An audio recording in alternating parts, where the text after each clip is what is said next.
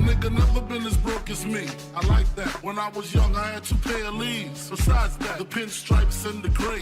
The one I wore on Mondays and Wednesdays. While niggas flirt, I'm sewing tigers on my shirt and alligators. You wanna see the inside? I see you later. Here come the drama. Oh, that's that nigga with the fake. Wow, why you punch me in my face? Stay in your place, play your position. Here come my intuition. Go in this nigga pocket, rob him while his friends watch it, and hoes clock it. Here comes respect. His crew's your crew, or they might be next. Look at they man, big man, they never try, so we roll with them. I stole with them, I mean loyalty. Niggas bought me milks at lunch. The milks with chocolate, the cookies, butter crunch, 88.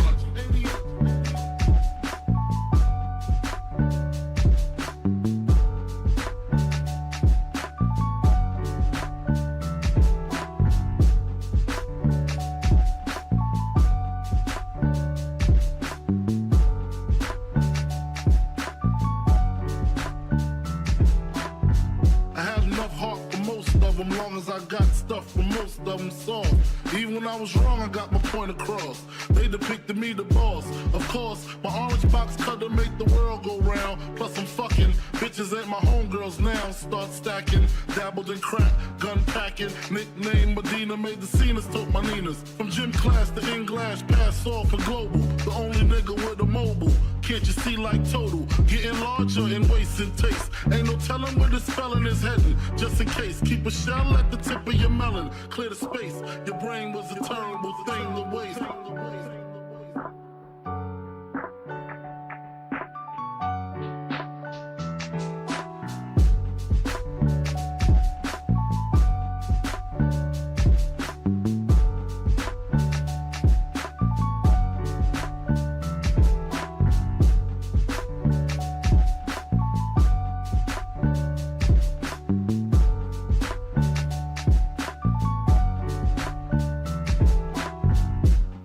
Realizing to master enterprise and I ain't have to be in school by 10. I then began to encounter with my counterparts on how to burn the block apart. Break it down into sections. Drugs by these selections. Some use pipes, others use injections. Syringe sold separately. Frank the deputy, quick to grab my Smith & Wesson like my dick was missing. To protect my position, my corner, my layer. While we out here, say the hustler's prayer. If the game shakes me or breaks me, I hope it makes me a better man. Take a better stand, put money in my mom's hand. Get my daughter this college plan, so she don't need no man. Stay far from timid, only make moves when your heart's in it. And live the phrase, sky's the limit. Motherfucker.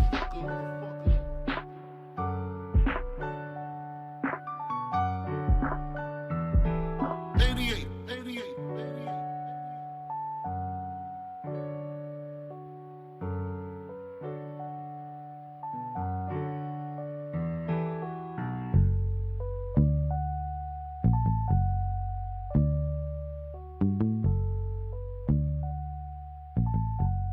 And live the phrase, sky's the limit.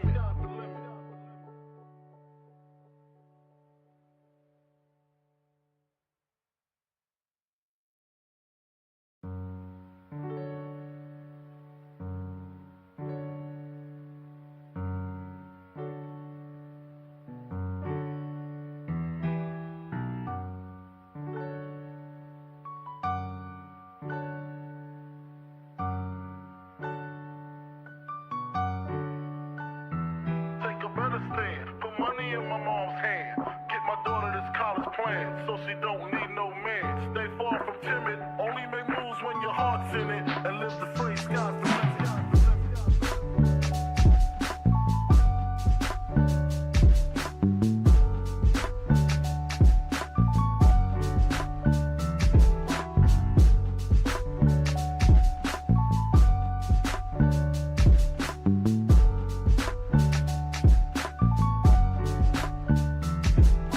Never been as broke as me. I like that. When I was young, I had 2 pair of leaves. Besides that, the pinstripes and the gray. The one I wore on Mondays and Wednesdays. While niggas flirt, I'm throwing tigers on my shirt and alligators. You wanna see the inside? I see you later. Here come the drama. Oh, that's that nigga with the fake. Wow, why you punch me in my face? Stay in your place, play your position. Here come my intuition. Go in this nigga pocket, rob him while his friends watch it, and hoes clock it. Here comes respect.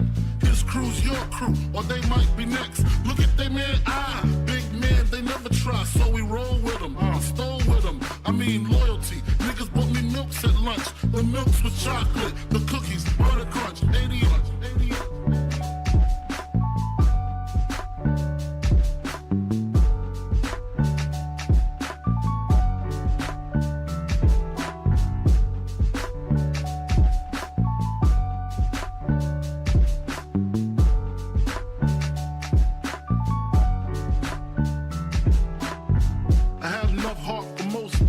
long as I got stuff for most of them soft.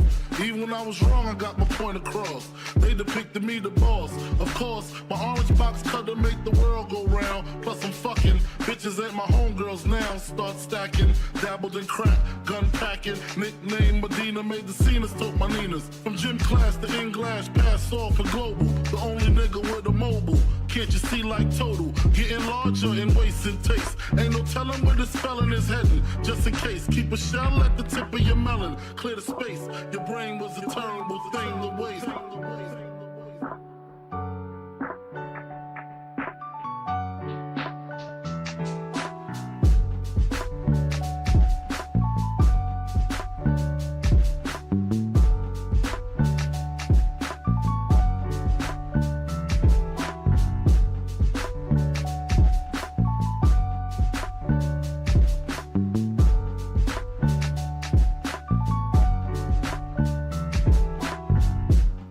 Realizing to master enterprise and I ain't have to be in school by 10. I then began to encounter with my counterparts on how to burn the block apart.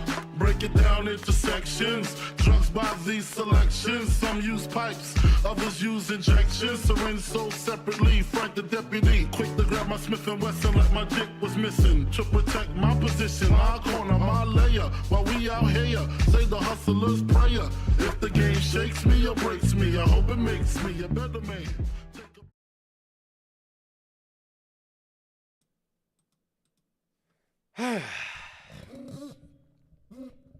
Man, sorry for my I don't know if you guys can hear it.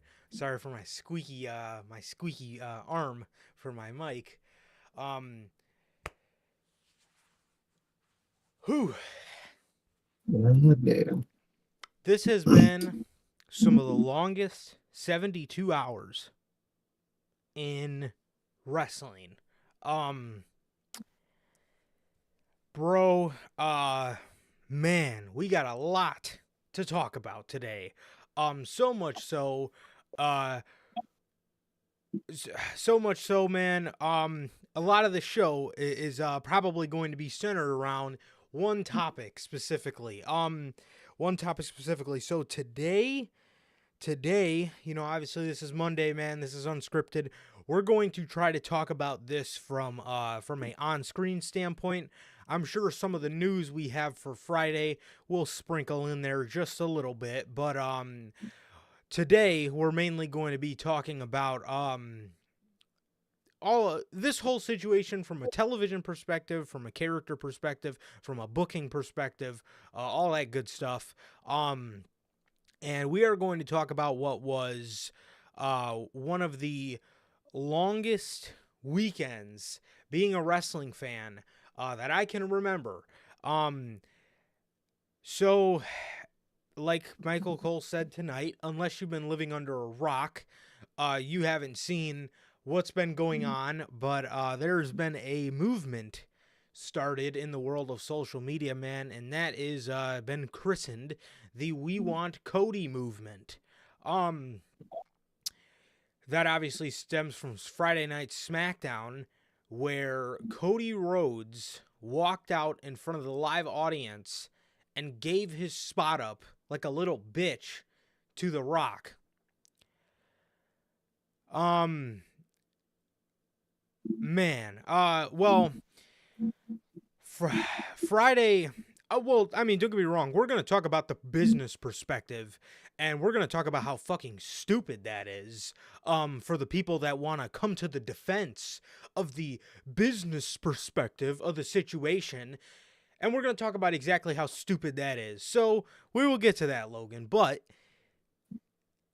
this, um, see, sometimes in this community, everybody everybody wants their titles, everybody wants their clicks.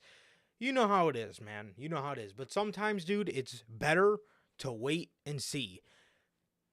Case in point, I said it was a long weekend. You have no idea how bad I wanted to hop on this stream and absolutely curse the fuck out Dwayne Johnson, The Rock, WWE, TKO, whoever was behind this decision, and we'll talk about all that stuff.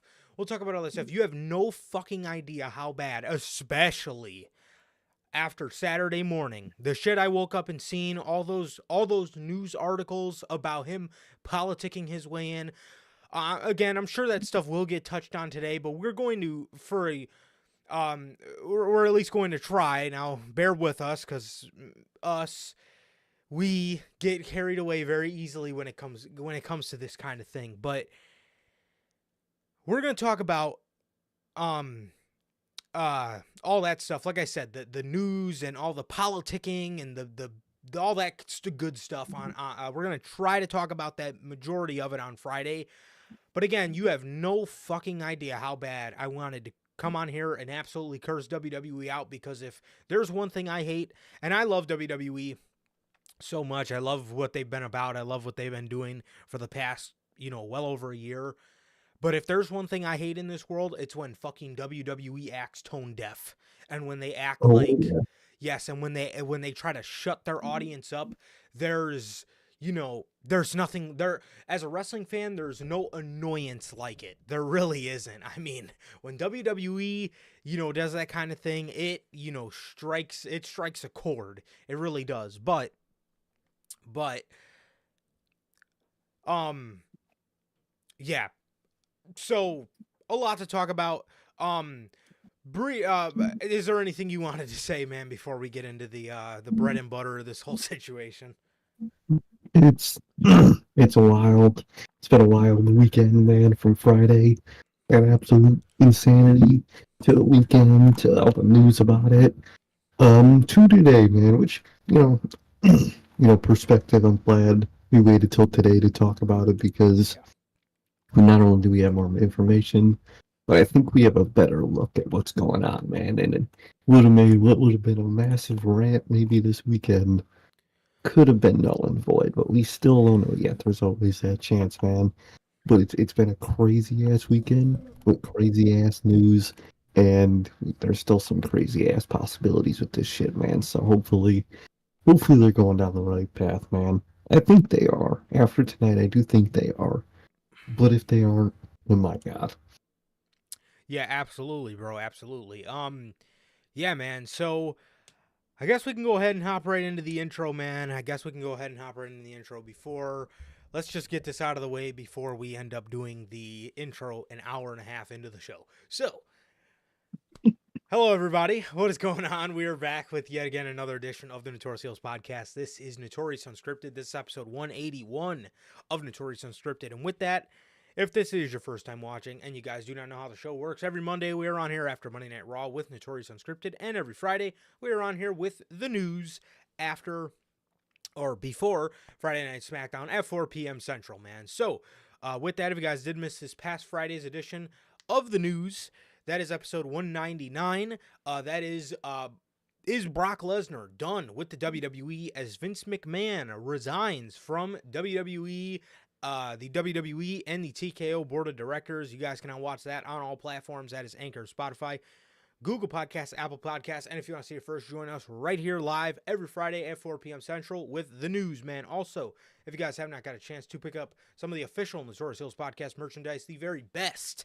the best of the best in the IWC. You guys can now pick that up on bonfire.com. Link is at the top of the description of this very video, man. You have the Chicago flag design, the Uncrowned Kings of the IWC, the base logo design, the IWC's best kept secret, the Notorious World Order, the Grand Slam design, the scratch logo, and the only community that matters. You got all 8 of these beautiful designs and many, many more available on the merch shop for you guys, man. That is bonfire.com. The link is at the top of the description of this very video. Also, if you guys have not got a chance to get to know us here at the Notorious Heels Podcast, I am Johnny Mayhem, one half of the host of this very show.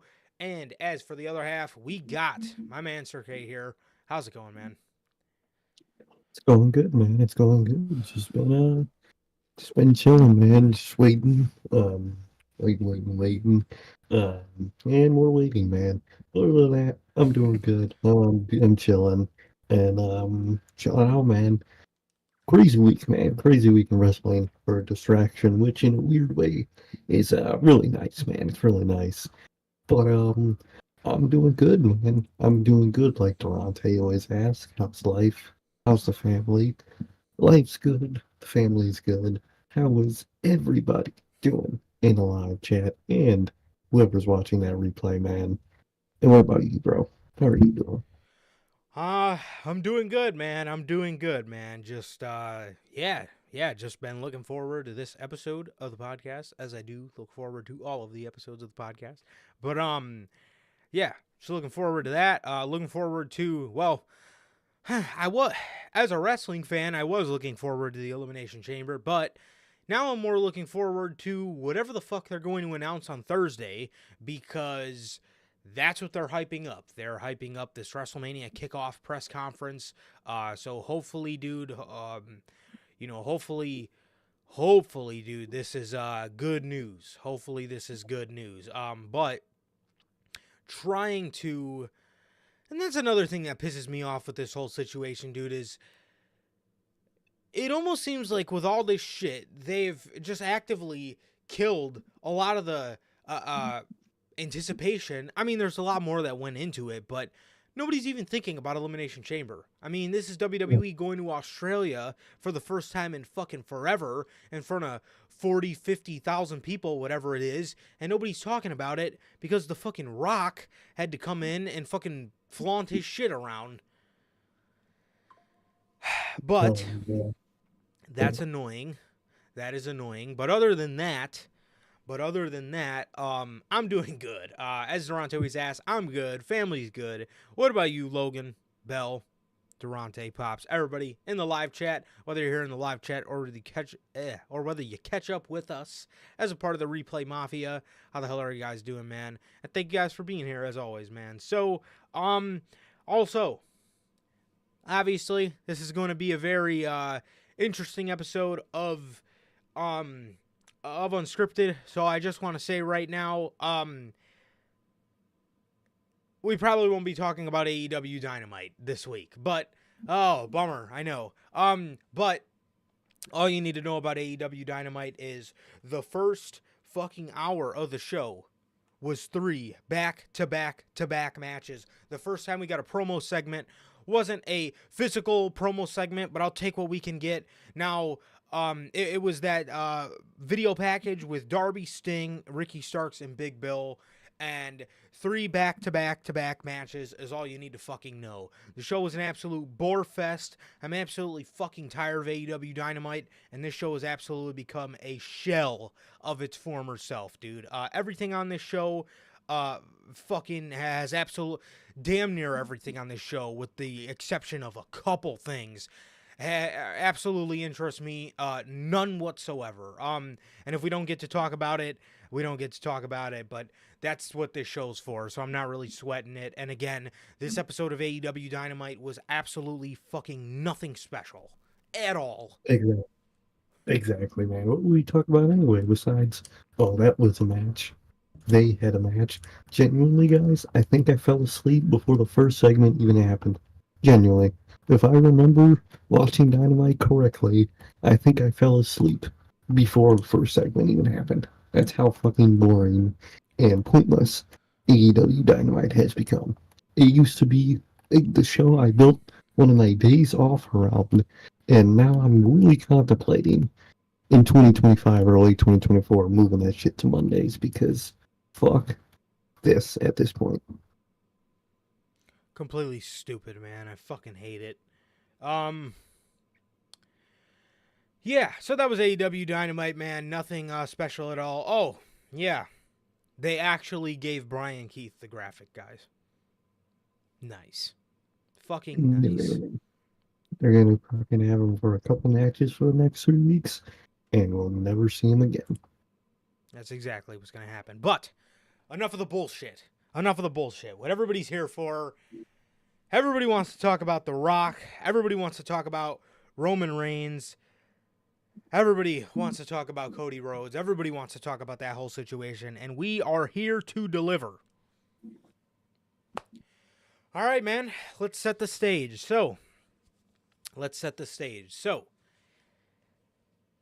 Cody Rhodes is going to be on SmackDown Friday, right? Roman Reigns comes out there. Here's our first problem. Roman Reigns comes out there, and so I don't know how you feel about this, but the jabs at Seth Rollins, I was all for. Make the, he's making the jokes about Seth being a workhorse, but he's limping around. All this stuff. People talk shit about Roman Reigns all the time. It's only fucking right in his character to clap back. Everybody was taking that shit so personally, like that man was like out there defending Vince McMahon's lawsuit or something. Like, bro, chill the fuck out. The one thing that was a little kind of didn't really paint the best picture was the whole loser bracket title thing. That thing for me was a little like again, if he wants to go and like jab at people, Cody Rhodes, wants to take another crack at me. He wants to lose again. Seth Rollins is a workhorse, but he's, in his wife's clothing and he's limping around. All that stuff, cool. But the thing about the championship, again, I understand it's in his character, but just from a fan's perspective, I don't think it's really in the best interest of the championship and the perception of the championship to actively go out there and bury it. For me, I think calling the title a loser bracket title is I think it's a little ridiculous. I mean, obviously, is that how Joe Anoa'i probably feels? No, because it takes more of the pressure off him because he's not the only world champion. So you got to take that into consideration. But again, I understand it's in his character to look down at everything. But you still got to I mean, MJF kept his character at such a high standard to where he talks shit about everything on the planet. But the one thing he never buried and he never talked shit about was the world championship. Mm-hmm. That's very important. That's very important. And so to give you guys, a perspective on that is the MJF example, right? So I don't really think, Roman, that is for the fans to say. If the fans feel the title is secondary, because sure, it is secondary, but who gives a shit? In today's day and age, you have two brands. You have a fucking ginormous roster. You need 2 world championships. I don't give a fuck what anybody says. I don't give a fuck if anybody thinks, well, you need 1 world championship to make it more prestige. No. You have 2 shows. You have a giant roster. It's okay. Sir K always mentions this. But a world championship or a world championship and a company championship. That's the perfect way to go. Easy. Exactly. It's easy. One's the world champ, one's the company champ. Easy, perfect system. Yes, and WWE can even say the company champ is the bigger title because it is. It's the WWE Championship. It's been fucking around for 50 years. We get it. Okay, fine. Anyways, not really in your best interest to go out there and actively bury the championship. But again, in saying that, I don't really think that's as serious as, again, people are making out to be. Is it something I prefer? Absolutely not. You guys just heard what I feel. But again, it's in Roman's character to look down on everything. I seen I seen a lot of people, giving him flack for, making fun of Seth. Dude, shut the fuck up. I mean, what the fuck? These are jabs from the biggest heel in the business. I mean, are you fucking serious right now? Come on. So anyways, that, I don't know, that is what, that was the only thing about that bothered me. Otherwise than this, dude, Roman's an innocent bystander in this fucking situation for me. But what did you think about the promo itself before Cody Rhodes came out? It was interesting, man. I liked the shit he was saying about Cody and shit. I thought that was really awesome. The no pop stuff kind of popped for me. I was like, damn, he cooking his ass. And I like what they did tonight. What Seth did to him about was that a pop and did he like that type of shit? You love to see, man. Mm-hmm. The type of shit is a little more rocky. I think he definitely didn't. He didn't make, like you said, making fun of Cody and Seth. All right, he has history with those two. He did beat those two specifically multiple times. Well, the one once, but Seth multiple times.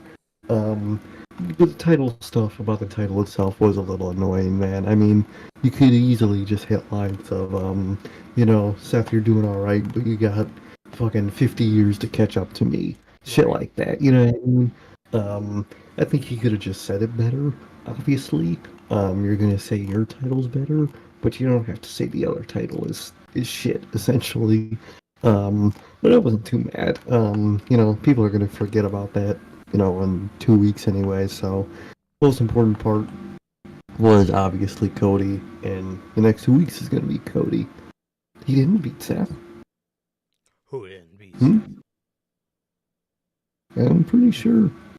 Roman beat Seth. No, he didn't. He remember he hit him with the chair. He did the shield spot. Seth pissed him off so bad he hit him with the chair. I mean, technically, yeah. I mean, oh wait, no, yeah, he hit him. Oh yeah, look at that. I mean, he's still kept the championship at the end of the day.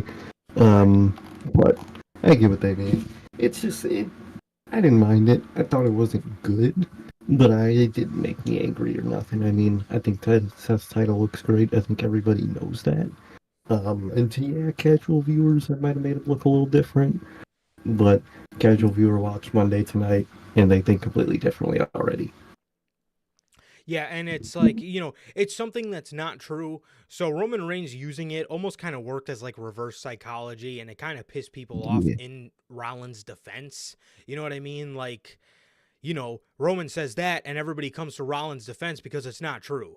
You know what I mean? If Roman said that, and everybody was like, "Oh wow, he's cooking with that," then we have a problem. If we think Roman Reigns is cooking with a statement like that, then we have a problem. But everybody came to Rollins' defense because everybody knows it's not true. Everybody knows Rollins has worked his ass off, so who cares? And it's going to give Roman Reigns more heat. So again, it's really not that fucking serious. It's fucking promo material. We all know it's not true. Rollins is doing a great job. Again, I'm sure Joe, if it makes any of you fucking sleep better at night, I'm sure Joe and Hawaii thinks Colby Lopez is doing a fucking fantastic job with his World Heavyweight Championship. So, again, case in point, yes, Rollins is doing a fantastic job.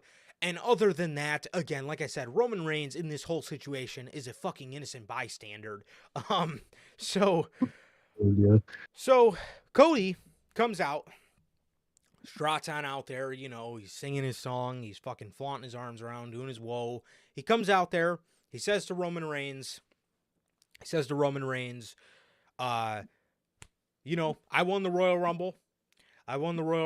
And he says to Roman Reigns, my question to you is the story taking the title from you? Or is finishing the story taking everything from you? Okay, let's fucking stop right there. Yeah. I mean, no, motherfucker. No, that's not what the story is. That's not what the story is at all. The story is not taking everything from Roman Reigns. The story is taking the championship from Roman Reigns. Why are we adding the narrative? Why are we trying to fucking add the narrative that the story is taking everything from Roman Reigns? By the way, my man, Durante, thank you, bro. I appreciate the kind words. Thank you, man. Appreciate it, and thank you for being here as always. Welcome. Anyways, back to my point. I had to say what's up to my boy. But anyways, where was I? Oh, yeah. Don't Where the fuck did that come from? Is the story taking the title or taking everything? What? No. When was the story ever about taking everything from Roman Reigns? When was that ever the story? The story was always taking the fucking championship from Roman Reigns because it's the championship that your dad didn't get. And it's also the championship you didn't get at this point, so that's really the title you fucking want. Not only did your dad get fucked over, so did you. So why it's not about it's at the end of the day it's not even about Roman. It's just about Roman because he lost last year. It's about the title itself. That was always the whole story. No matter who held it, even last year, that's the title he was going to go for. That specific title. So then this fucking jackass goes on to say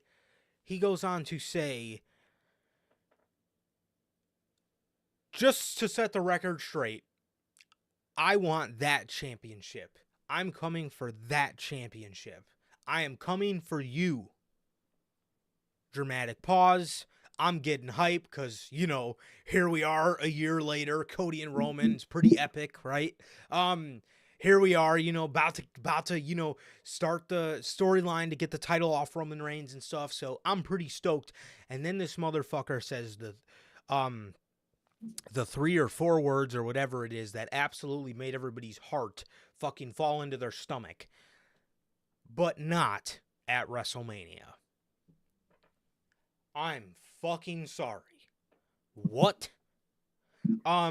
What was your reaction to that, man? And walk me through what was going on in your head, because I could tell you I was sitting there eating my dinner, and again, like I said, I'm getting hype, and when he said that, I was like, my jaw hit my fucking plate of food. Oh no, definitely. I was so confused. I was like, wait, what the fuck did he just say? And I was just watching it, basically just waiting for what else to happen, man. Like, what do you mean not at WrestleMania? And the only word in my head was no way. That just kept repeating in my head over and over and over. Just no fucking way. There's no fucking way they're doing that shit. No way. And with every action after he said that, it just got worse and worse, and the no way was being solidified. It was I was just I was just dumbfounded. I really was. Absolutely, man. No question. Me and you, as well as Logan, I think had like identical tweets all at the same time. Of we all, didn't even know we were gonna tweet it, but fucking all of us, legitimately at the same time, tweeted out like no fucking way, because there was just no fucking way. By the way, I gotta stop and say what's up to everybody. What's going on, Duran? How the hell are you, man? What's up, man? How you doing? So again, like I said, dude, my fucking jaw absolutely hit the ground. And then he says, I've been something about talking to a council that you know very well. And The Rock comes out. First of all, And go ahead. these fucking dudes talking about I've been discussing it with legends and whatnot. And then obviously Rock came out. So you're telling me, kayfabe wise, Right. this man asked The Rock what he should do when facing Roman Reigns, and Rock really just said, "Let me do it."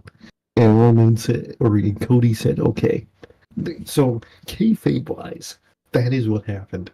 He asked Rock what he should do with the Roman Reigns situation, and Rock just told him, "Let me face him." Like, And he dog. did. Like, dude, in kayfabe, it's gotta be one of the dumbest things ever. Dude.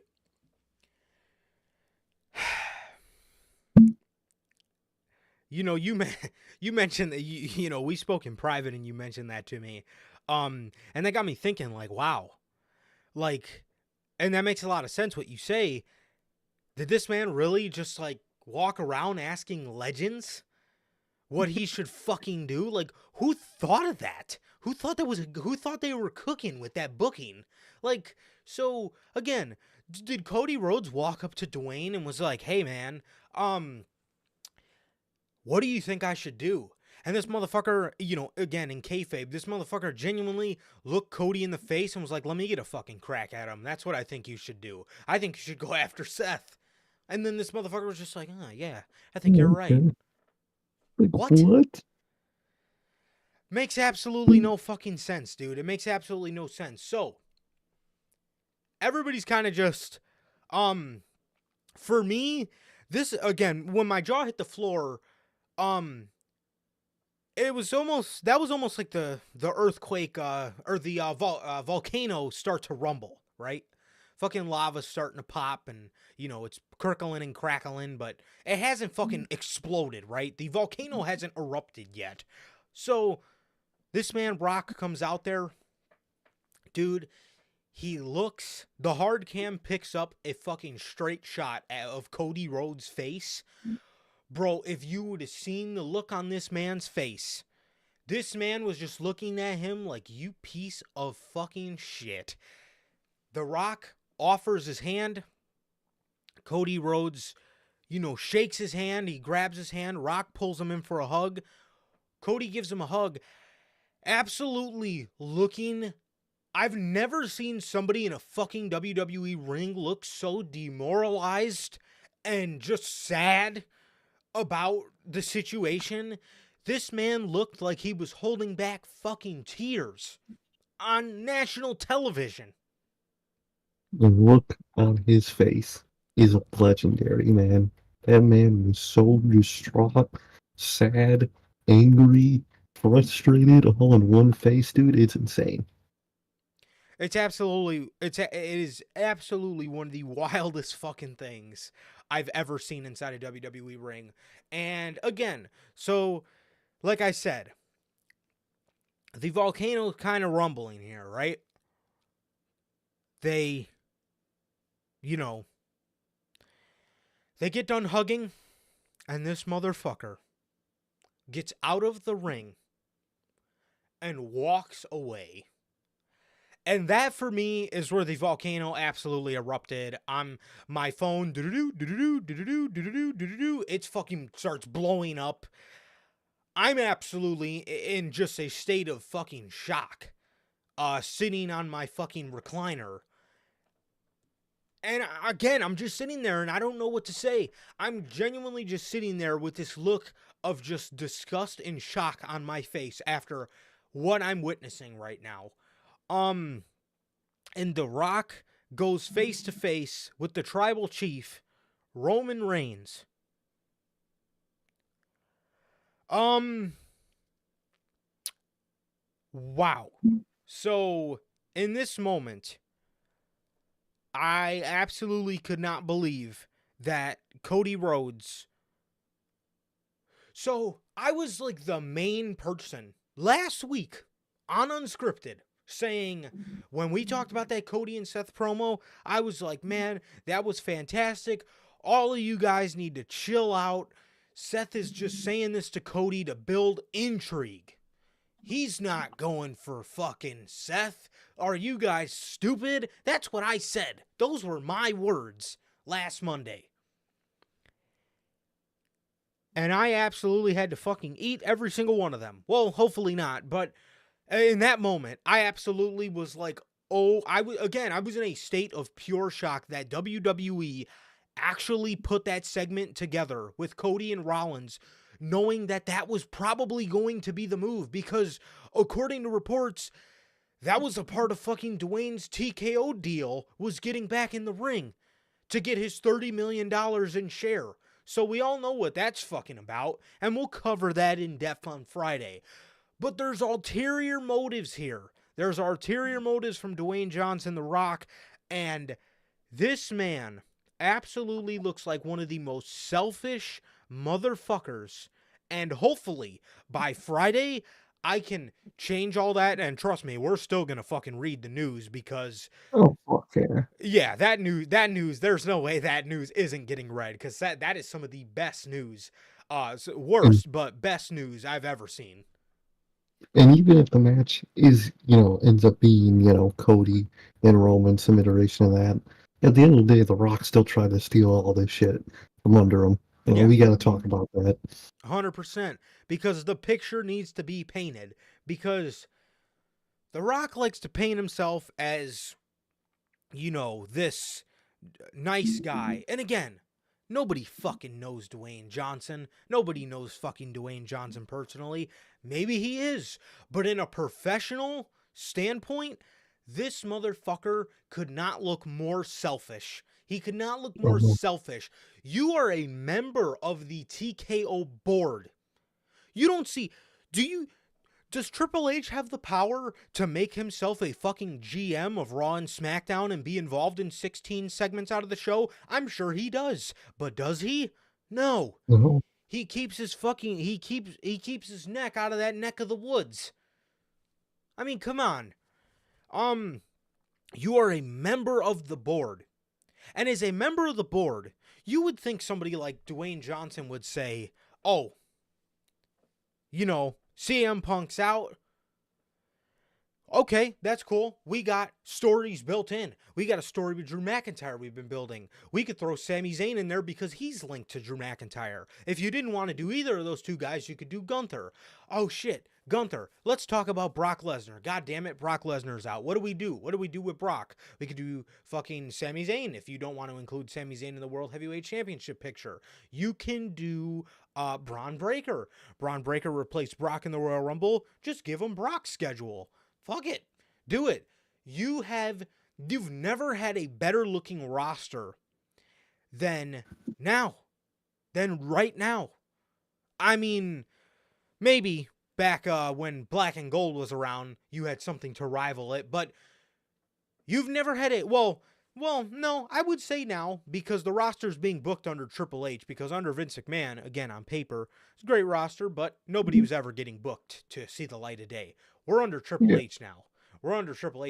Your roster has never been in a better position morally and booking wise. Do you not believe in your roster? So much so to the point where you think you are the saving grace for WrestleMania? Because as far as I'm concerned, you just ruined WrestleMania in a lot of Didn't need- aspects.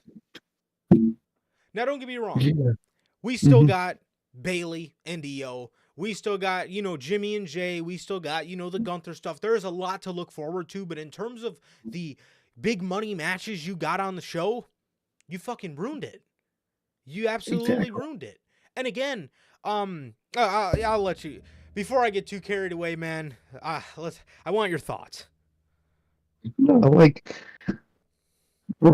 listen, Punk getting, injured and getting out of Mania sucks. It sucks in insane amounts, man. Comes back 10 years, gets injured, can't make his first Mania back. But before Rock inserted himself in all this, Mania was fine at the end of the day. Yeah, Brock ended up getting pulled, which, for Gunther, professional wise sucks. Yeah. But you got a million people on their roster to substitute. Same way with Seth and Punk. Yeah, was that one of the biggest stories going in? It was. It really was. But due to a genuine, out of anybody's control thing, it's not happening. And the fact that it's due to injury, most people are like, well, that sucks. But let's see what we can do now. And that was everyone's mentality. We get Seth and Drew, Seth, Sammy, and Drew, Seth and Sammy, all these iterations. And, Mania was fine. He was looking great. That sucked. It was still looking great. And then Friday comes along, and that fucking bald asshole, Brock, just inserts himself. Because to save WrestleMania, and he ruined it, at least for the weekend so far, man. He ruined WrestleMania, putting himself in that. Which, first of all, you would think he did this back to Punk, did this to Punk back then. You would think he would remember the reaction to that and think, wrestling fans have only gotten more vocal and more, and two wrestlers more annoying over the past fucking 10 plus years. Should I do this again? Yeah, I'm gonna just do it again. What was he thinking, man? And like Logan said in the comments, It's obviously what happened. Rock tried to insert himself, and this shit backfired, man. It was a shoot. That shit was legit. He legitimately inserted himself into that match, and I think they're turning it into a work because obviously the fans don't like that shit. The whole weekend was spent on Twitter with Cody at the top of the fucking trending. We want Cody. Celebrities posting that shit. They realized they fucked up Rock. I think realized he fucked up, man. And those tweets from The Rock, they were so foul. They are legendary. Bro didn't give a fuck due to his tweets, and I think he's gonna have to because I think they have to turn this around. And I think that's what this is. It wasn't a work the whole time. It's a work now because TKO and Rock fucked up tremendously. Is what they did. Absolutely, man, absolutely. And in hindsight, dude, it's absolutely funny how much that CM Punk and Cody Rhodes promo hits differently now. It's absolutely funny. Cody Rhodes said in that promo, "I'm more CM Punk than CM Punk." Well, you can add another thing to the list because you almost got your fucking WrestleMania main event stolen from fucking The Rock as well. And another thing CM Punk told Cody Rhodes was right when you're about to cross that finish line and right before you think you're about to finish that story, a much bigger star is going to come and insert himself and take that spotlight from you. And CM Punk said it was going to be him, but it actually ended up being The Rock. And, hopefully all this stuff ends up not being true because I think WWE is well aware at this point that they absolutely fucked up. They tried to get one over on everybody. They tried to think that if Cody gave Rock the seal of approval, that everything would be okay in the world. Dude, no. Your audience is as passionate as it's ever been, and I don't give a fuck how much you want to throw it on your audience and say, that they just like to complain. We're passionate about your product. Shut the fuck up. I mean, seriously, man. I mean, again, like I said, we're passionate about your product and we care about the betterment of your product. If you want to throw that on us, that's on you. Because again, you can go ahead and say all this stuff about your fan base, but at the end of the day, your fan base is a good part of the reason as to why WWE's on such a hot streak right now. Mm-hmm. Exactly. Because a lot of your fan base should have left. And the fact that a lot of them came back goes to show how much the fans genuinely care to see good wrestling and to actually care for your product to succeed. Now let's talk about money. Because I talked about how, Rock, after most of the big money matches had to be changed, Rock felt he had to come in and save WrestleMania. Okay, let's talk about money. Well, for starters, I love how everybody in the IWC loves to play financial advisor in these situations. Well, Rock and Roman means more business. Does it? Because as far as I'm concerned, WrestleMania was already fucking sold out both nights. So what money are we concerned about? And what money are you concerned about more specifically? Because you're not seeing any of it.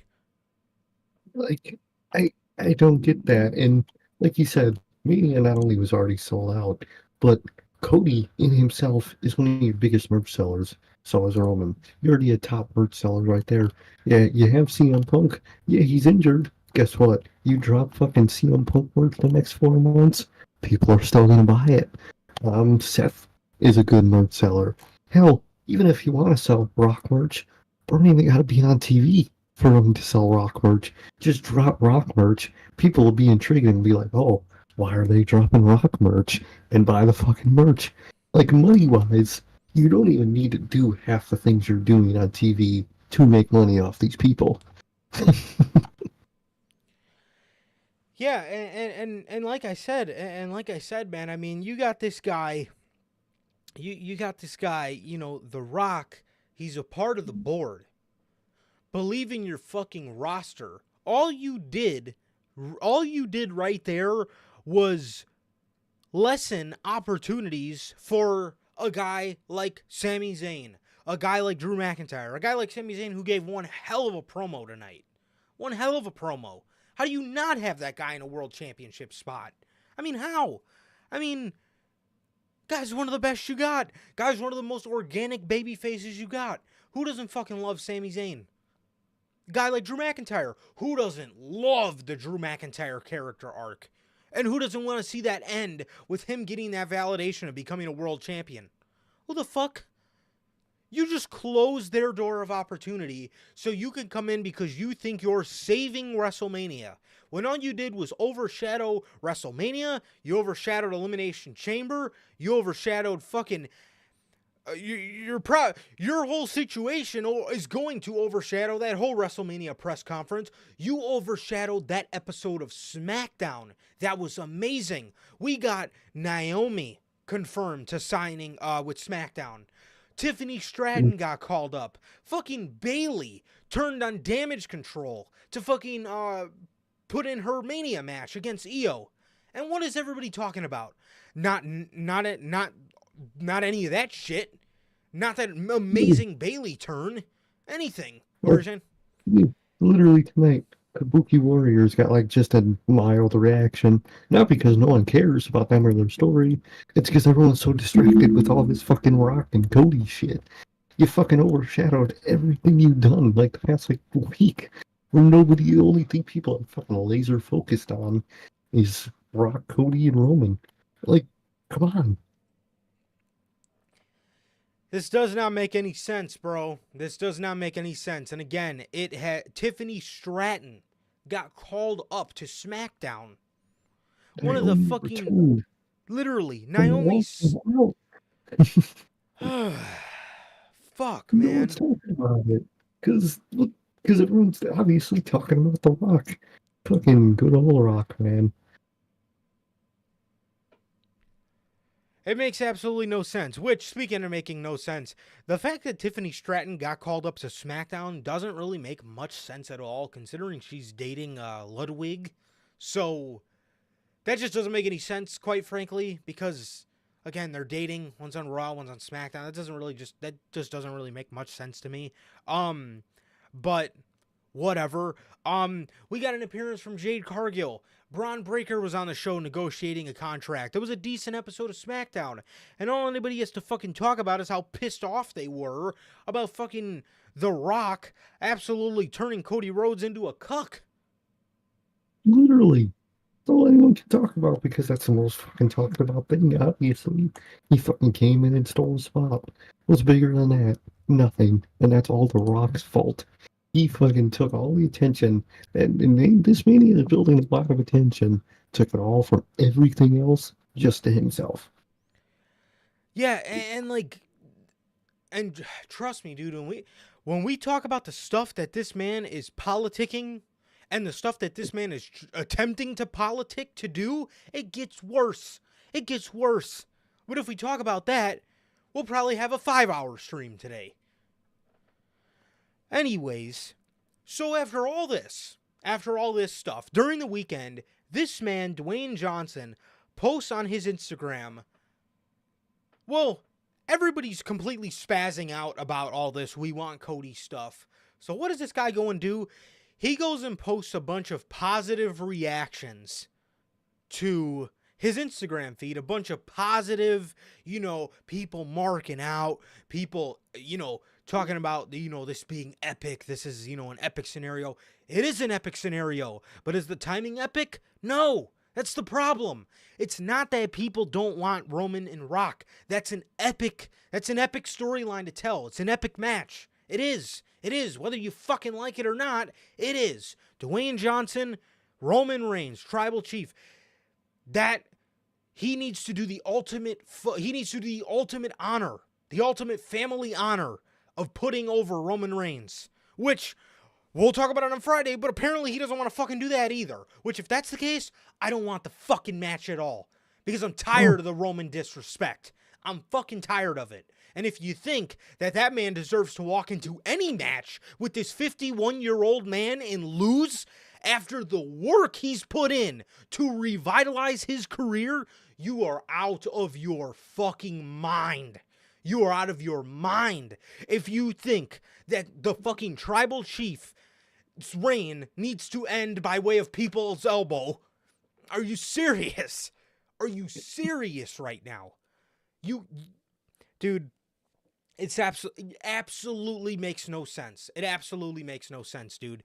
This, again, it's an epic match. It's an epic scenario. It is. I want to see it. I want to see The Rock. I want it versus Roman Reigns. I'm not afraid to fucking admit it. I want to see it because it's an epic storyline. You know, and if you don't want to see it, that's your own fucking problem. But again, it's an epic match. It's an epic storyline. It's a matter of timing. It's a matter of fucking timing. And now is not the right time. Especially with when you do it like that and when you fuck over one of the most over baby faces in the company. Who did you think was going to get behind that? Who? Nobody. Nobody's gonna get behind that. So what does this guy do?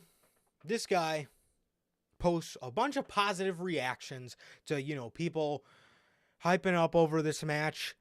And with some long, you know, I can't wait. I'm so fucking excited for this match. I'm blown away by the reaction, blah, blah, blah. And at the end of his first post, he puts, P.S. Tough skin, love the passion. Now, with the news that came out over the weekend of this guy's on the board, Triple H is not on the board. He can overrule Triple H. That right there told me he did not give a fuck. I don't know who got into his head because it looks like we are going to pivot to some sort of Cody Rhodes involvement. But, dude, this man did not give a fuck. This man did not give a fuck. Tough skin. Tough fucking skin. Are you serious? Absolute backlash. This guy's getting the fucking 2014 Dave Bautista treatment. And he's got to say he's got tough fucking skin. Well, good. So your skin won't be that upset when you when you get booted from the WrestleMania match. Tough skin. Well, I took that. P.S. You know, tough skin. I took that of him saying that to Cody. Like Cody got tough skin for, you know, stepping aside. That's what I took it as. But now that you say that, that makes more sense. Yeah, like he can take the Batista treatment. Fuck I you. don't know about that, man. Man, yeah. If your skin's so tough, you won't be so hurt when we politely ask you to fucking when we politely tell you that the fucking door is that way. I mean, come on. And I said too, you know, that episode of the news, bro, where we talked about them putting him on the board, I said then, this is pretty cool, but I don't really know what he's there for. Like, what does The Rock have to do on the board? And it starts to make a lot of fucking sense. He was there for himself. That's all he was there for. He was probably there because fucking Triple H was probably like, I don't really know I want to do this match this year. Maybe we pivot this match to next year. You're kind of interfering with my storylines here, Dwayne. And Dwayne was like, oh shit, this guy's head of creative. How do I get one over on him? Oh, I can join the board and he can't tell me shit. He grew up with Nick Khan. Of course Nick Khan's going to fucking vouch for him to be on the board. Well, of course anybody's going to vouch for him to be on the fucking board. He's a huge name. He's a big celebrity. Oh, these businessmen don't give a fuck. Oh, sure. You could be on the board, Dwayne. For sure enough, he comes in. That makes a lot of sense. That makes a lot of fucking sense. Well, the thing about Nick Khan, I gotta realize, man's only loyalty is money. They're about to lose money if they took Cody out of that match and put Rock. They really are. They're going to make less money with Rock in that spot. And I think Nick Khan knows that. Yes, a lot of your hardcore... WrestleMania is made up of hardcores. Exactly. Yeah, the casuals always watch. But the hardcores are the ones that pay for the fucking $12,000 seats. The hardcores are the one that fucking goes to the whole weekend buying merch and shit. That's what they want. That's what Nick Khan wants. He watched over the last, how many years has Nick Khan been here? Like 3, 4? The last 3, 4 years. I think like since 2020. Yeah, last like 3, 4 years watching Vince fuck up in fan reaction after fan reaction, financial and views go down under Vince and then skyrocket when it's under Triple H. He knows what wrestling fans pay for, and I think he knows it's not The Rock. At this point, at least. You have about 10 or 11 Lincoln Financial Fields worth of dislikes on the Rock and Roman Reigns YouTube video. This is the same Philadelphia crowd that booed both of these motherfuckers 9 years ago in 2015. Do you want to explain to me what you think is going to happen at WrestleMania while these two are in the main event? We're going to have another Roman Reigns and Brock Lesnar situation. We are. Where they're fucking chanting CM Punk, boring, beat the traffic. 80,000 people chanting beat the fucking traffic. And like, I get, corporate don't really care about match quality. Obviously, at the end of the day, why would they? But like, you gotta recognize, you gotta have something for a WrestleMania main event match. And I'm sorry, Brock sounds trash. That man was gassed, hitting the ropes with Jinder, bruh. You think he's gonna survive a match with Roman? He ain't surviving. He's gonna look like shit out there. He's gonna expose the hell out of himself out there. That's exactly what he's going to do. That is exactly what he's going to do. Yeah, he's going to make a complete ass out of himself in front of said Philadelphia crowd that booed him and Roman Reigns out of the building 9 years ago, rather, in 2015.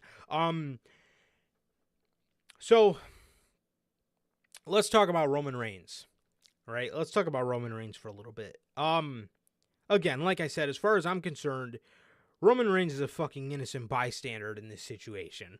Roman Reigns,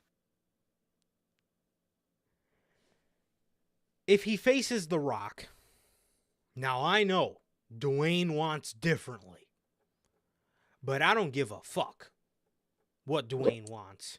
Roman's reign continues. If this is the only match we get, if Cody's not involved, Roman's reign has to continue. There's no way. You think The Rock's reactions are bad now? Just wait till he fucking beats Roman Reigns for the Universal Championship. Just wait. Oh, man. So, Roman's reign has to continue, right? Well, I've said it multiple times. I would be all for Roman Reigns' championship reign continuing if he's willing to show up and there's creative. I don't think he's willing to do both of those things, which is why I've been leaning towards the fact of him just dropping the title and starting the redemption arc story with him. Or after that, you could have him around as a heel for about another year and he can go in to face Dwayne, beat Dwayne, and once he reaches the highest of highs in his family, then maybe he can start to come down and start to tell that redemption story a little bit. But in saying that, again, if this guy, like I said, I wouldn't be so hurt as some people would. I really wouldn't. Again, but like I said, he's got to show up and there's got to be creative. But like I said, I don't think those two things are happening. So, unfortunately, it's been a great reign. He's been the greatest WWE champion I've ever seen. One of the greatest of all time. Whether you guys want to fucking constantly disrespect the man or not for fucking whatever you feel about him, he's one of the greats. He's one of the fucking greats. And I'll say it again. This is the exact same thing people did with John Cena. So, exactly. Appreciate the guy. Fucking appreciate him while he's here. Please, for the love of God. But anyways, I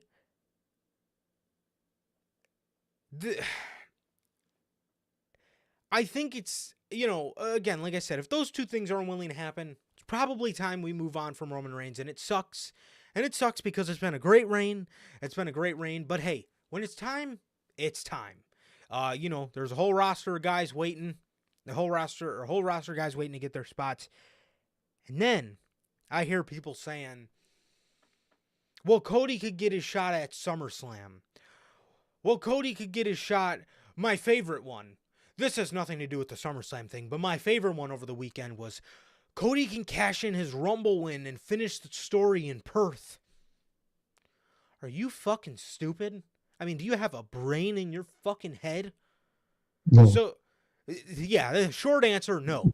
Long answer, when the fuck can you name me one time the Royal Rumble winner went on to cash in his WrestleMania main event at Elimination Chamber? Does anybody know when that happened? Who in the right mind would ever even do that logically as a character? Who? So that's the first thing. But again, well, Roman could drop the belt at SummerSlam. Roman could drop the belt in Berlin. At that point, he might as well surpass Hogan on the list. You mean to tell me you're going to take the title off of him 2 months or a month before we hit September of 2024?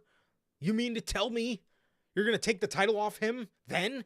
And not to mention, Roman's reign deserves the ultimate honor and the ultimate respect of ending at no other show but WrestleMania. I don't care for none of your made up bullshit to try to get us to some fucking stupid ass story of yours. He could drop it at SummerSlam. You want to see him drop it at SummerSlam in Cleveland, Ohio? That's where you want to see Roman Reigns drop the fucking WWE Championship? Are you out of your fucking mind? No. That reign ends at WrestleMania. That is an epic reign. And it deserves the ultimate honor of ending at an epic show. The showcase of the immortals. Not fucking SummerSlam in Cleveland. Are you stupid? I mean, fucking for real, man. I mean, come on. 4 years? What? 4 years to end? It's SummerSlam? Huh. Insane. Fans are crazy. Not even fans, people. Dude, again, Roman's reign ends at a WrestleMania. Whether it's 40, which at this point I'm leaning towards, or 40 fucking 1. But I'm telling you right now. And see, I see all this chatter about it needs to be a triple threat match. So we went from copying John Cena's story verbatim to copying Bryan Danielson's story verbatim. And see, here's the thing. I don't know if I'm in the minority here, I do not want to fucking see a triple threat match. I think a one-on-one match is as epic as you can get. A standoff. Like, who cares to see Roman versus Cody versus The Rock? Either I'm seeing Rock and Roman or Cody and Roman.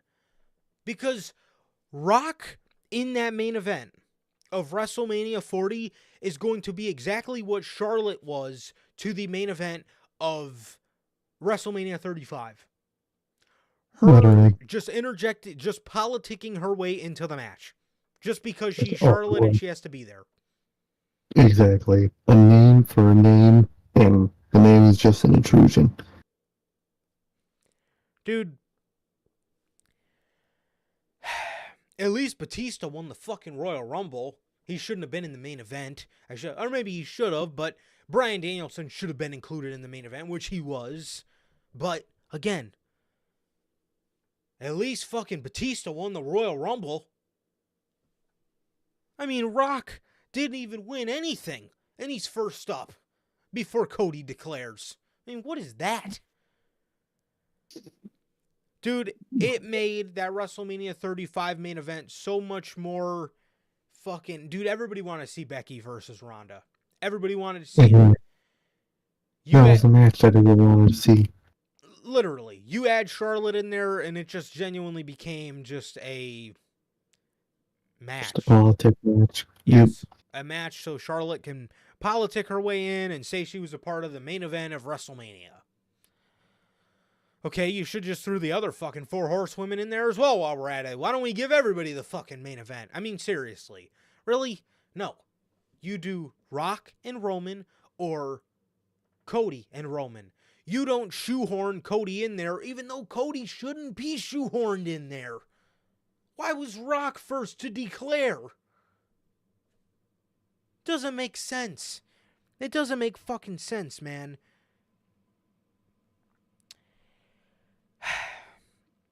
So,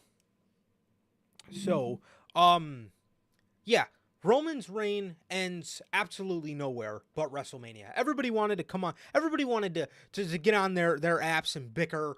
Oh, we can't have Brock and Roman anywhere else. We can't have it anywhere else but WrestleMania. Nowhere else but WrestleMania. Well, I'm pulling that card on you guys now. Roman's reign doesn't end anywhere but WrestleMania. You end his reign in the most epic of epic shows. WrestleMania. You don't end his reign at SummerSlam, dipshit. And I'm sorry, but in the year 2024, Rock versus Roman is way more of a Saudi match than it is a Mania match. Easy. It really is. It really is. That's where you put that kind of bullshit.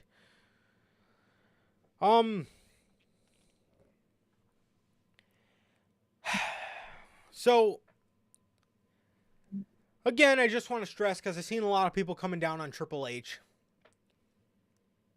Rock found a way, right?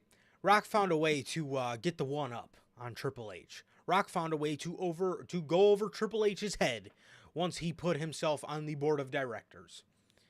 So, again, another guy in this situation, just like Roman Reigns, is Triple H. That is an innocent bystander as far as I'm concerned.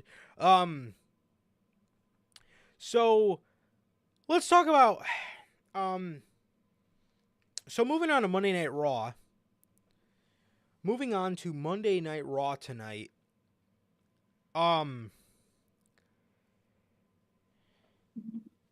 Seth Rollins opens the show.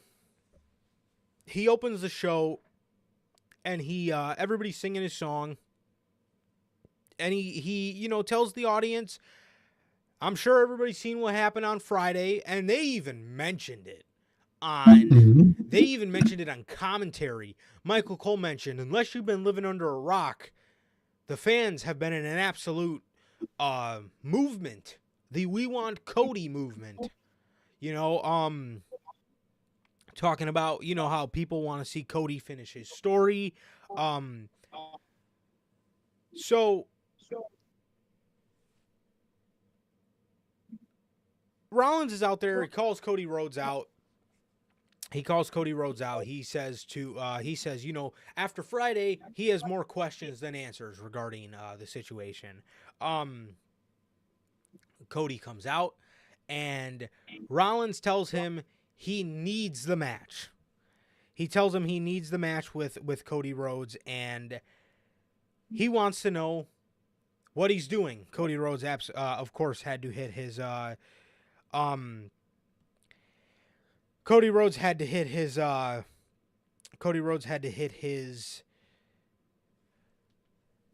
what do you guys want to talk about? And everybody, of course, chanting We Want Cody. People chanted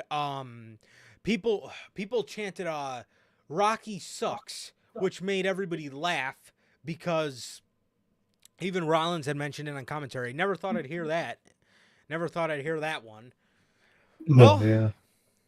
What a world we live in, right? So Cody Rhodes comes out there. Cody Rhodes comes out there, man. Like I said, he says what do you guys want to talk about? Rollins then tells him he needs the match he needs the match to prove it to himself that he's the best, because he says, damn it, Cody Rhodes, you are the best, and I need to prove it to myself that I'm the best. Cody, dude, the crowd was chanting, We Want Cody. This man, again, looked like he was holding back tears. Oh, that man's face was hilarious. Dude was fucking crying inside. I know he was. Seriously, bro.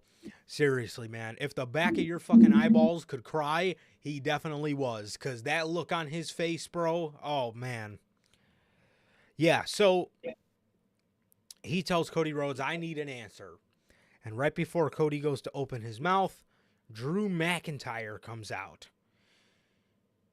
And they put Drew in a wonderful, wonderful position here. He was in the position of telling Cody to finish his story, which it makes me think back to that Cody Rhodes and Drew McIntyre promo building up to the Royal Rumble, where and I wish Drew McIntyre would have brought this up. Remember a couple weeks ago when Drew McIntyre was telling Cody Rhodes all the things he does is to make everybody else happy and not himself? Exactly. He should have hit that. He should have, because it's valid. Like kayfabe, it's valid. He gave the shot to Dwayne to make everybody else happy. So he gives they put Drew in a wonderful spot, and I didn't even think of Drew being the guy to give him somewhat of a pep talk, a heel pep talk, but a pep talk nonetheless. He tells Cody Rhodes, Cody, damn it, what are you doing? You need to finish your story. Go after Roman Reigns. Don't listen to him. Don't listen to him. As he points at Seth, he says, Seth, he tells Seth, and what are you thinking? Trying to take away our main event match? I love how fucking delusional Drew is. He says, ever since Punk got hurt, that main event match was ours. And by the way, I'll get you a commission for one of these. And he takes his hoodie off, and there he's wearing the picture of him next to the tombstone of CM Punk's Mania main event. So, Seth is kind of shaking his head and smiling, fucking reveling in the fact that they both hate CM Punk. So, fucking Cody's looking at Drew, and Drew's giving him the pep talk, right? He's telling him, dude, what are you doing? Go finish your story. And he tells Seth, and what are you thinking? This is our main event. This is our main event we're supposed to have for the World Heavyweight Championship, so I can finish my story. Drew McIntyre just being goated, as always. Someone said Drew McIntyre's doing what the Young Bucks couldn't, making money off of making fun of CM Punk. Oh, I'm fucking dead. That's hilarious. So Drew's out there, and he's telling Seth, and trust me, don't listen to the fans. Don't listen to anybody. He was obviously talking about Roman, but he was telling him, don't listen to anybody. You've done a tremendous job with that championship, and nobody needs to give you validation of that, because you've done a fantastic job with that championship. Exactly. What's up, guys? How you doing, man? Yeah, so he tells Seth, you've done a fantastic job with that championship. As a matter of fact, everybody wants to challenge you for that championship, because if you challenge Roman Reigns, everybody knows the finish. You're about to win, and his family's going to get involved. They did the same. They did it to me. They did the same thing to Cody, and they did the same thing to half of that locker room. Obviously, Seth was one that was safe. He got it. He got through that by way of disqualification. So then Drew says, "Damn it, Cody! Listen to yourself. Listen to me. Listen to these people. We want to see you finish your story." Seth then says, "Well, hold on a second, Drew. Who said that main event was ours?" And Drew McIntyre fucking headbutts Seth, gives him a Glasgow kiss. Seth is getting physical, so I mean that's a good sign for Seth Rollins' health. I think he'll be ready to go by the beginning and middle of March. Exactly, man. I think he'll be good. I think he'll be okay. And you'll love to see it, man. I loved this fucking opening segment. I thought they did it perfectly. I love Drew's inclusion, man. I love, how he talked, what he talked about, how he simultaneously tried to encourage Cody to go for his story, but mainly, character-wise, just so he could get his match with Seth Right. at WrestleMania, that he just like Rock inserted himself into, which is hilarious. Um, I thought they did it. I thought they did it perfect. I really did. At least tonight, it points to me to. Although Gotti, I don't think it started as a work. I think it started as Rock inserting himself legitimately into Cody's spot and it backfiring, and now they're going to turn it into one, just to save their skin. So that's what I think it was. And after that opening segment tonight, I really think that's the case, that they're turning this over into something good. Absolutely. And what is going on, Gotti, by the way? Thank you for always being here, dude. Welcome back. Thank you, man. So, so that was the opening segment to Raw. Again, we want Cody out the ass. We want Cody. We want Cody. Rocky sucks. You imagine it? It was there. Speaking of the World Heavyweight Championship, dude, this man, Sami Zayn, talked about the inspirational words that Triple H gave him after Elimination Chamber. Bro, how do you not have this fucking guy as a world champion? I don't get it. I really don't. In the year 2024 or 2025, how do you not have him as a world champion in one of these years, bro? His story is absolutely one of the best I've ever seen. Truly, I mean, such a relatable story, such an amazing story. Please get the fucking championship on this guy, Sami Zayn, within the next 2 years, please. Because he's absolutely all worth it, man. I'm telling you, man, top tier. Last year proved it. He should have won something last year and he didn't. And he needs to win something in this year or next year because it's deserved so much. Absolutely, man. But yeah, so that was the opening segment to Monday Night Raw, man, and then a couple of other things from Monday Night Raw was just Cody Rhodes wrestled in a bull rope match against Shinsuke Nakamura. You know what, too? The fact they put him out there in front of a live audience in a match that gives the audience all the chance in the world to just sit there and just chant. And apparently from what I've been told, they did a lot of crowd management on the sound for that. So that's interesting. But that's interesting that they did they had to do their fair bit of crowd management. But again, dude, they're handing out signs. We want Cody. Again, I do think this was legit. I do think The Rock politicked his way into that main event, and they were going to move on with it, and everybody was going to fucking move on with their day and act like everything's fine, and the fans stepped in, as wrestling fans do best, and they had to pivot.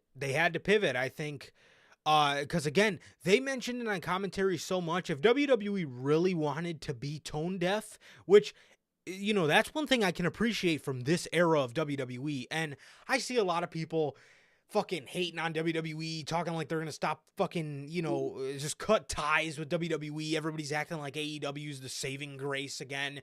Oh, trust me, motherfucker. AEW Dynamite still fucking sucks, and WWE's still good. Now, could this have been one of the biggest fumbles ever? Yes, but I feel with WWE continuously mentioning it on commentary, it goes to show you they're not trying to move in a tone. Maybe The Rock is, and clearly he is, but the direction WWE's moving in, they're not moving in a tone deaf direction with this, and that I can appreciate. Exactly. If the company itself was being tone deaf, but at some point someone would have said on commentary, they're chanting, "We want this Cody. They want this match with Seth so bad." We would have hit that type of line. Low-key, I was expecting that line at that first segment when they were talking about it on commentary, just because I'm used to that old WWE of tone deafness, but they weren't that tone deaf, and I think that's are a sign that we are getting some type of Cody involvement, because if they really weren't, they would have hit some shit like that. Which, too, I'm going to be honest with you. In the beginning of the show, I thought we were going to move in that direction because Seth said, Mhm. Seth said, we want Cody, huh? He said, well, I want him too. And I was like, oh, you got to be kidding me. But what I thought he was saying that in regards to, wanting the match against Cody, but people booed when, they were, when they talked about Cody versus Seth. People booed at that. So, but Seth was talking in regards to wanting answers from Cody. So thankfully that was that. But again, if the company moved in a tone deaf direction, I would have absolutely came on here and absolutely ripped this shit to shreds. But I'm gonna fucking hold off a couple more days before I Mhm. finally before we get what we get, and before we get what we get, and again, I just absolutely hate, everybody talking like WWE's the land of fucking the land of waste, like WWE's a wasteland all of a sudden again, like people were talking about when Vince was there. You know what I mean? And everybody's back to my point. Everybody's talking about I'm gonna AEW Dynamite's the moves again and blah blah blah. No, it's not. Fuck W no. Again, like I said, WWE could have had one of the biggest fumbles here, and we'll see how they recover that.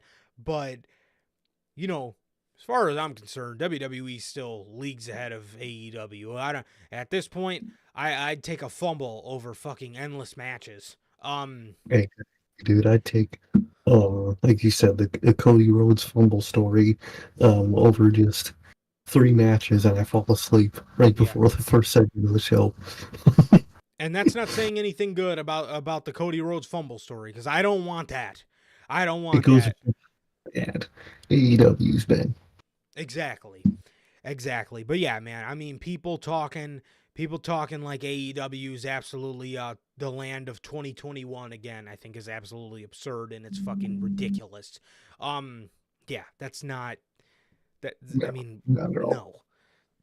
no. No, Dynamite's not Anyway, the moves again. We're not in 2021 again. No.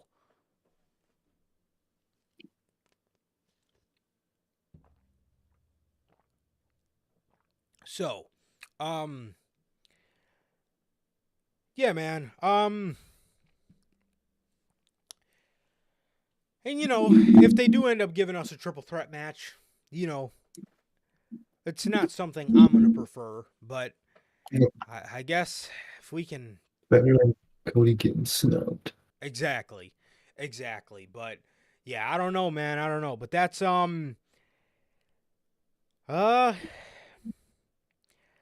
oh, that was the thing. They when Cody Rhodes beat Shinsuke Nakamura in this match, he hit him with a low blow with the bull rope twice, and Michael Cole said on commentary, he said, did Cody Rhodes take his frustration from this past weekend out on Shinsuke Nakamura?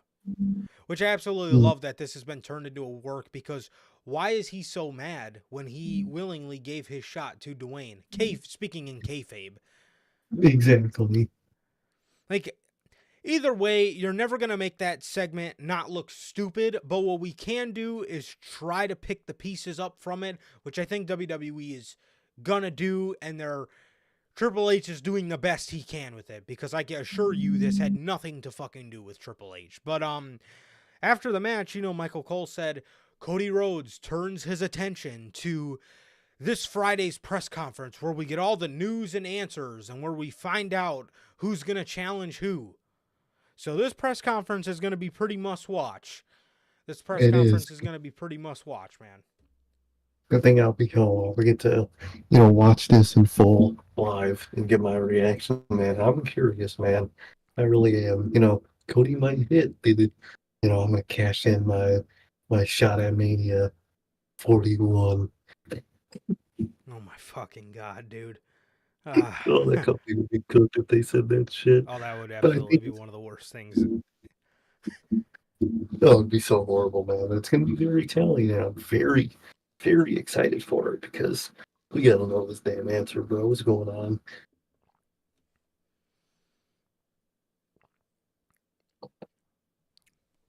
Yeah, seriously, man. But yeah, dude. So that was pretty much everything, man. That was pretty much everything. The episode of Monday Night Raw was pretty it was okay. It was okay. We got more R-Truth and Judgment Day stuff. We got Jey Uso stepping up to Gunther.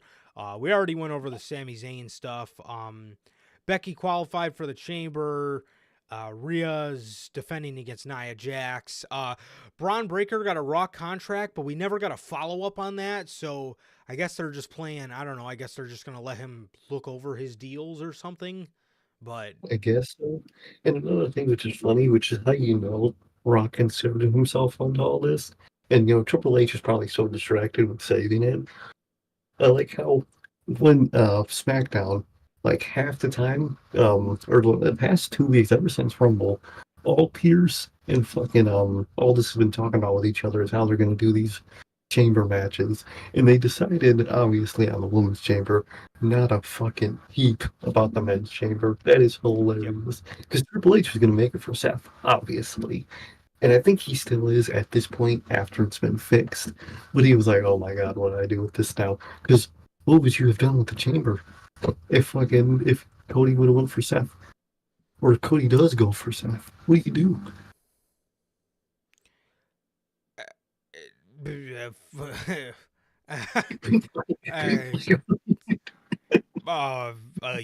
A U.S. title chamber, but who the fuck wants to see any of the competitors in there?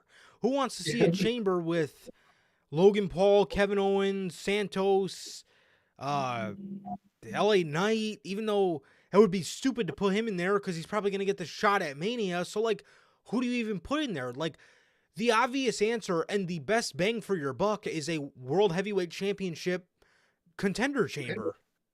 Exactly. Like, that shit would just go nuts. Yeah. Shit's insane. God. Yeah, it really is, man. It really is. And, like I tweeted it out after the open of that show, but like, I tweeted it out after the open of the show, but WWE told you one of two things by that open of the show. Cody got the match with Roman, or they need more time to figure it out, and they're not willing to give anybody an answer right now because they want to save it till Thursday to figure what the fuck they got going on out. So that's what I took it as. That's what I took the open to that show as. But yeah, man, I mean, it's it is a very sticky situation that WWE has been in, man. It's a very sticky situation, and yeah, I just coming out of Friday, man, I just could not believe they had this man go back to back in the Royal Rumble, have the easiest, out back to Roman Reigns, because he won the Royal Rumble, he can easily jump over to SmackDown, and get that shot. And, I've seen a lot of people complaining, well, if Cody goes to SmackDown for Mania season, then what do you do? There's no star power on Raw. There's more than enough interesting things on Monday Night Raw. Seth Rollins, Drew McIntyre, Sami Zayn, Gunther, Jey Uso. They could. Yeah, I was gonna say that. Exactly. Yeah, where the fuck was Andrade tonight? Like, I genuinely think Triple H and like his team has been so distracted with saying this, they forgot half that shit tonight. Genuinely, I feel like that's what happened. I could see it. So I could just imagine where their minds are at right now, scrambling. Oh yeah.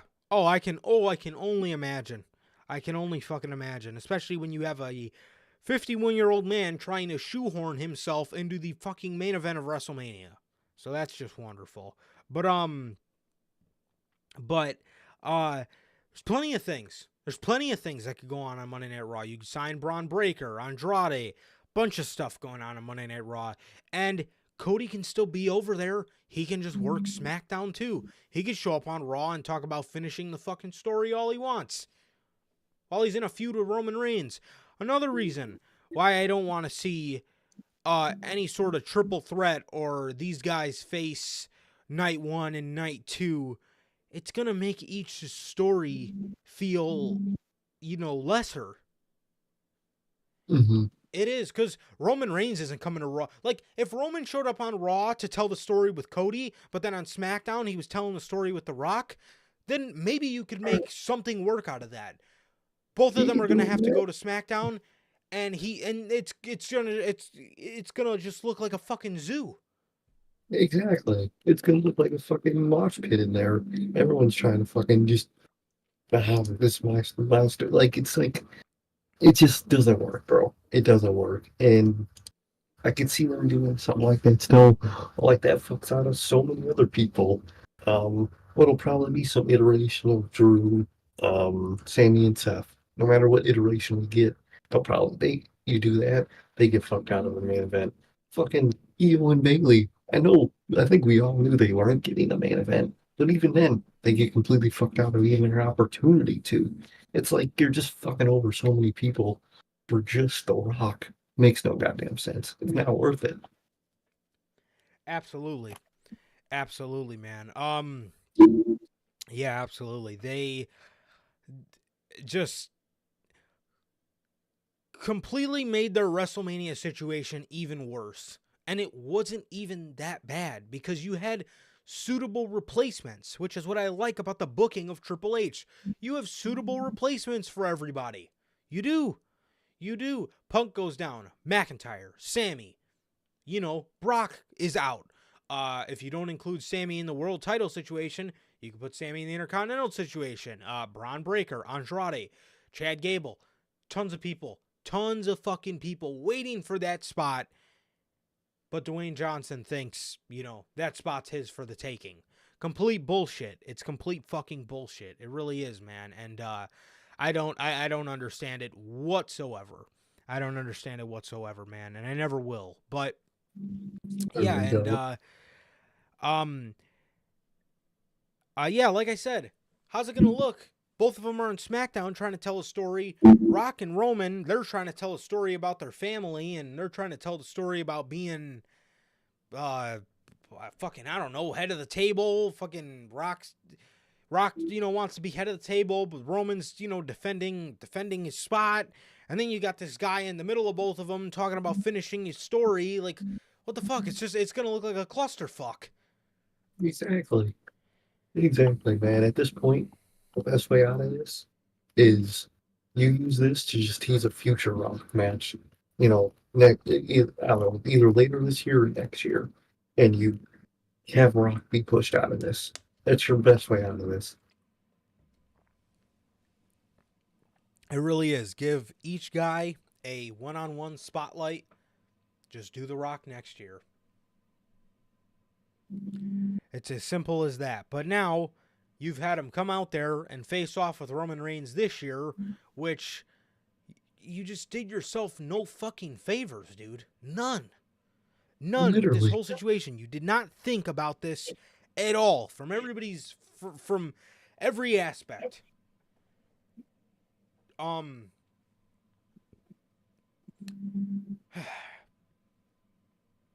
yeah, man. So that that was everything that was everything for Monday Night Raw, but I also do we kind of touched on it briefly in the beginning of the show, but before we go, um Legado del Fantasma, love their little backstage vignettes with Elektra Lopez, with um and Birdo and Angel. Oh, they shortened his name too. Oh, they never changed it back. Oh, I thought it was. Didn't they change back to Garza at some point? Mm-mm. No, Oh, I swear. he's At some just point they changed it back to Garza. yeah, he's always been, well, he's always just been Angel. So stupid. And Berto. Yeah, Berto got me going worse ones. That is horrible. Birdo. Bro, sounds like a Mario character. What the fuck is that? Oh Birdo. shit, man. I got fucking Berto, bro. Like, come on. Like That's pretty sad. like what in the world? Um so there was that. So great video packages from them. I love the look of the group. They look great, and I hope they keep it up, man. And then we got Tiffany Stratton versus Michin in her first match. And then the one thing I really wanted to just talk about was how great the Bayley damage control turn was. So Bayley sitting in front of the ring, or sitting in the ring with no Dakota, just Kyrie, Asuka, and Io. And Bayley's sitting there, and she says, for WrestleMania, I could go the route of facing one of the very best this business has to offer. But she said, but sometimes you have to go with your heart. Sometimes you have to go with your heart, man. Sometimes you have to fight a different fight. She then turns at the three of them, and she says, so are you guys done laughing yet? Are you guys done laughing now? They start to giggle, and Bayley says something in Japanese. Dude, the look on Io's face. Well, before this, there was a backstage segment where Damage Control's in the locker room. No Bayley, just Asuka, Io, and Kyrie. They're all in the locker room, and Io says, Bayley is done tonight. So she walks away. They all walk away. Bayley's standing in the doorway. So anyways, Bayley says something in Japanese. The look on Io's face was just like, oh, fuck. And then Bayley said, yeah, that's Japanese. I picked that up after every time you guys talked about me behind my back. She then says the whole reason I succeeded was because I had my girls by my side. I had you guys by my side supporting me. All I ever wanted to do was see Damage Control succeed. All I ever wanted to do was see you guys succeed. That was the whole reason I brought you guys here. But ever since these two showed up, you've acted completely different. So she says, so then she asks Io, what's up with that? What's up with that? And she's screaming that at her, and Damage Control jumps her. Io didn't lay a hand on her. Io looked almost kind of scared, as Asuka and Kyrie were. Io gave the signal for them to attack her, but she didn't attack her herself. They're attacking Bayley. Bayley grabs a pipe and starts hitting Asuka and Kyrie with it. She goes to swing it at Io. Io grabs the belt, and we get this real cool shot of them standing there. Io leaves the ring. Bayley grabs the mic and says, yeah, and about that announcement, Io, I'll see you at WrestleMania. I wanted to give that segment its props because clearly SmackDown didn't, because it completely got overshadowed by Mr. Dwayne. But seriously, what an amazing early nominee for Moment of the Year. And just absolutely fantastic. I loved the Damage Control split. I can't wait to see how this fares when Dakota Kai comes back. And yeah, awesome work by Bayley. Awesome facial expressions by Io, and just an awesome segment. And Bayley has just gotten so much better on the mic with her cadence and her delivery.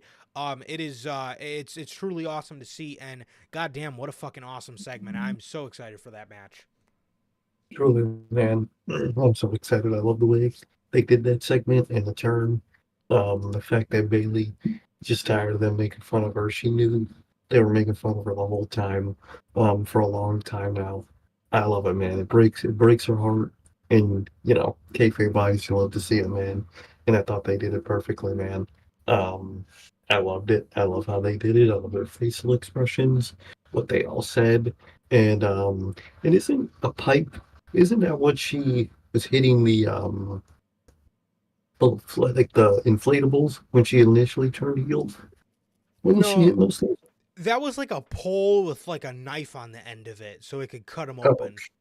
Okay. I thought it was some type of pipe. But other than that, I like how she set it up to where she knew they were going to try to jump her for revealing that, man. I love how they did it, man. And I can't wait for that Mania match. Absolutely, man, absolutely. But other than that, that is pretty much everything we got to talk about here today, man. That's pretty much everything we got to talk about, and yeah. So that's what's going on with Roman and Rock in the world of professional wrestling right now, man. And I swear, this fucking press conference they better do the fucking right thing, man. That's all I'm saying. They better do the right thing, and they got to do the right thing, man. They got to. I'm telling you, man, I really hope they do the fucking right thing. Seriously, man. So I'm sure we'll talk all about that on Friday. But as for today, this has been episode 181 of Notorious Unscripted, man. Will the We Want Cody movement save the story? I fucking certainly hope it does, because I'll tell you what story I don't want to see, and that is whatever Dwayne Johnson's story is. At least not right now. Definitely. I do not want to see it now. Wrong place, wrong time. Yeah, and wrong decision if he's actually plotting to put himself over. But we'll talk about all that good stuff on Friday. What a fucking joke this man has made out of himself is Dwayne Johnson. But with that, that is going to do it for this edition of Notorious Unscripted. Ladies and gentlemen, this has been episode 181 of Unscripted. Thank you guys so much for sticking with us, man. Thank you guys. Again, whether you guys are here in the live chat, Logan, Gotti, Durante, and everybody watching as a part of the Replay Mafia, as I'm sure most of you will, man. So, thank you guys so much for being here. And as always, it has been always a pleasure for my Johnny Mayhem. And Sir Cody. And that is going to do it for this edition of the Notorious Heels Podcast. Another great edition of Notorious Unscripted. Ladies and gentlemen, please like, comment, and subscribe. Thank you guys. We love you guys. And we will see you guys on Friday with the news.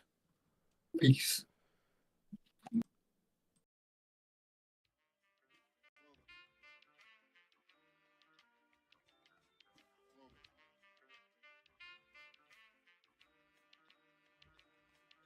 I used to get deals on the bitch. Now I throw shields on the dick to stop me from that HIV shit. And niggas know they soft like a Twinkie fillin', playing the villain, prepare for this rap killing. Biggie Smalls is the illest. Your style is played out like Arnold, and that's what you talking about, Willis. The thrill is gone. The black Frank White is here to excite, throw dick to dice. Bitches are like I'm brainless, guns are like I'm stainless steel. I want the fucking fortune like the wheel. I squeeze cats till my clips is empty. Don't tempt me. You don't want the fuck Here I am, I'll be damned if this ain't some shit. Time to spread the butter lyrics over harmony grit.